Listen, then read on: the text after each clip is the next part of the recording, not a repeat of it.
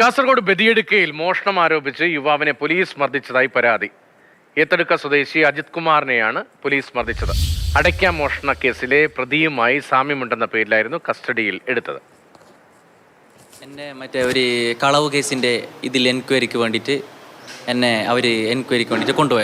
കൊണ്ടുപോകുന്ന സമയത്ത് വണ്ടിയിൽ എന്നെ ഉള്ളിൽ ഇരുന്നിട്ട് സംസാരിക്കാമെന്ന് പറഞ്ഞിട്ട് അവർ കൊണ്ടുപോകുന്ന സമയത്ത് തന്നെ വണ്ടീൻ്റെ ഉള്ളിൽ തന്നെ അവർ എന്നെ കുറേ ഫോഴ്സ് ആക്കിയിട്ട് നീ സമ്മതിക്ക് എന്നെല്ലാം പറഞ്ഞിട്ട് നീ എല്ലാം എടുത്തതെന്നെല്ലാം പറഞ്ഞിട്ട് കുറേ ഫോഴ്സ് ആക്കുമായിരുന്നു. ആ വണ്ടീൻ്റെ ഉള്ളിൽ തന്നെ എന്നെ കവളത്തെല്ലാം അടിച്ചിന്, ഷോൾഡർ പിടിച്ചിട്ടെല്ലാം അടിച്ചിന്. അവർ വീട്ടിൽ നിന്ന് തന്നെ അവർ അടിച്ചിട്ടേ കൊണ്ടുപോയത്, ഷോൾഡർ പിടിച്ചിട്ട് അടിച്ചിട്ടേ കൊണ്ടുപോയത്. സ്റ്റേഷനിലെത്തിയിട്ടും പിന്നെ അവർ സ്റ്റേഷൻ്റെ ഉള്ളിൽ സൈഡ് റൂമിൻ്റെ ഉള്ളിൽ എന്നെ കൊണ്ടുപോയിട്ട് അവിടെ കുറേ കാര്യങ്ങളൊക്കെ ചെക്കാക്കി.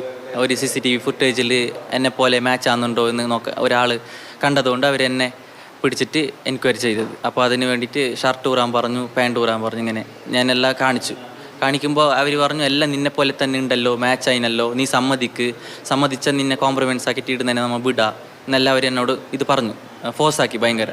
പിന്നെ ഞാൻ തെറ്റ് ചെയ്തിട്ടില്ലല്ലോ.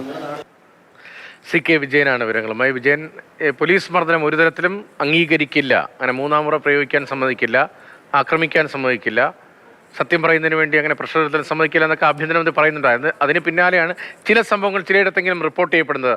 ഇതുമായി ബന്ധപ്പെട്ട് ഗൗരവതരമായി പരാതി പരിഗണിക്കുന്നുണ്ടോ പോലീസിന്റെ തലപ്പത്ത്? പോലീസ് ഉദ്യോഗസ്ഥർക്കെതിരെ നടപടിക്ക് സാധ്യതയുണ്ട്. എപ്പോഴായിരുന്നു ഇത്?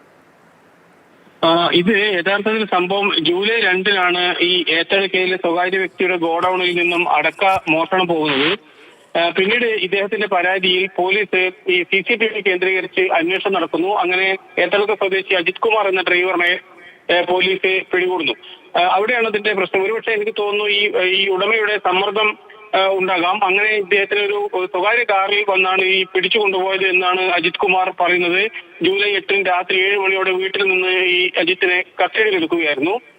പക്ഷേ ആ കസ്റ്റഡിയിൽ എടുക്കുന്നു, അജിത്തിനെ സമ്മതിക്കുന്നില്ല. പിന്നീടാണ് ഈ മർദ്ദനം പോലീസിന്റെ ഭാഗത്തു നിന്നും ഉണ്ടായത്. അതിഗുരുതരമായ രീതിയിൽ അവർ മർദ്ദിക്കുന്നു. പക്ഷേ വസ്തുത എന്താണെന്ന് പറഞ്ഞാൽ കുറച്ചു ദിവസം കഴിയുമ്പോഴേക്കും ഒറിജിനൽ കള്ളന്മാർ, അതായത് യഥാർത്ഥത്തിൽ അടക്കം മോഷ്ടിച്ച ആൾക്കാരെ ഇതേ പോലീസ് തന്നെ പിടികൂടുകയും ചെയ്തു. 3 പ്രതികളെ പിടികൂടിയിട്ടുണ്ട്.